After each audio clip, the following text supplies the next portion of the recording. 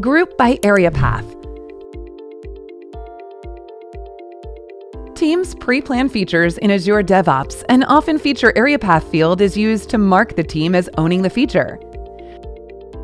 While doing PI or quarterly planning, if teams want to view the features assigned to each AreaPath, they may click on the drop-down menu option, scroll down, and select AreaPath option.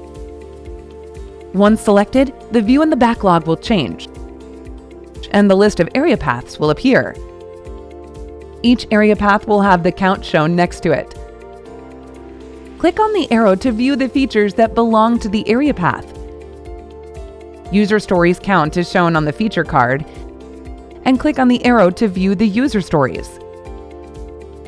To plan stories, drag and drop them to the iterations on the board. To reset the view, click on the option and select No Group. For more details, check help.kendis.io.